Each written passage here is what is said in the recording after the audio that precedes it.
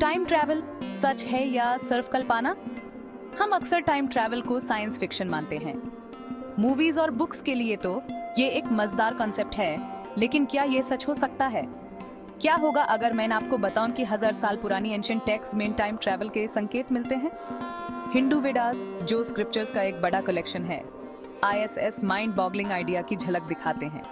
सदियों पहले लिखे गए ये टेक्स्ट ऐसी घटनाओं और कॉन्सेप्ट्स का वर्णन करते हैं जो टाइम और स्पेस के बारे में हमारी आज की समाज को चुनौती देते हैं। क्या हो सकता है कि ये एंशिएंट ऋषिस ऐसे ज्ञान रखते होंगे जो आज हमारी समाज से परे है? मेरे साथ चलिए वेदास के गुप्त श्लोकों में, जहां हम टाइम ट्रैवल की संभावना और यूनिवर्स के बारे में हमारी समाज पर उसके प्रभाव को एक्सप्लोर करेंगे। सेक्शन 4, श्लोकों को डिकोड करना। टाइम ट्रैवल के ई क्लूज। वैदिक लिटरेचर की विशालता में ऐसे श्लोक्स बिखरे हुए हैं जो टाइम मैनिपुलेशन की ओर इशारा करते हैं। ऐसा ही एक श्लोक है जो सेलेस्टियल चैरियट्स का वर्णन करता है, जो विचार से भी तेज यात्रा कर सकते थे और पलक झपकते ही दूर दूर तक पहुंच सकते थे। एक और श्लोक एक ऐसे सेलेस्टियल सिटी का वर्णन करता है जहां का एक दिन पृथ्वी के हजारों वर्षों के बराबर होता है। ये श्लोक्स, जो अक्सर सिंबलिज्म और मेटाफोर में लिपटे होते हैं, की विभिन्न तरह से व्याख्या की गई है। कुछ विद्वानों का मानना है कि ये केवल काव्यिक अभिव्यक्तियां हैं, जबकि दूसरों को ये प्राचीन ऋषियों द्वारा प्राप्त उन्नत वैज्ञानिक ज्ञान के प्रमाण लगते हैं।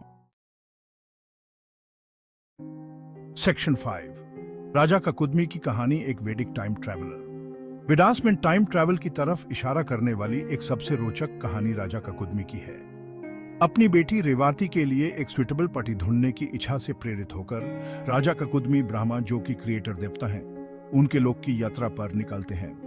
ब्रह्मा के सेलेस्टियल रियल्म में पहुंचने पर उन्हें बताया जाता है कि जब तक वो सेलेस्टियल कोर्ट में थे, धरती पर हजारों साल बीत चुके हैं।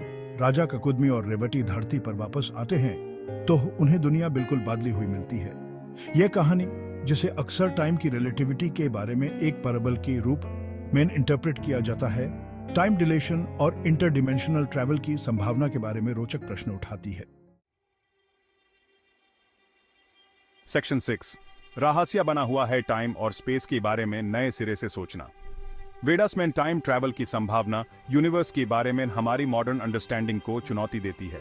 यह हमें अपने करंट साइंटिफिक मॉडल्स की लिमिटेशंस का सामना करने और इस संभावना पर विचार करने के लिए मजबूर करती है कि प्राचीन सभ्यताओं के पास ऐसा ज्ञान रहा होगा जो समय के साथ खो गया है। चाहे ये एंशिएंट टेक्स्ट लिटरल ट्रूथ्स हो या फिर प्रोफाउंड कॉन्सेप्ट्स की मेटाफोरिकल एक्सप्लोरेशंस, ये हमें कैप्टिवेट और इंस्पायर करना जारी रखते हैं।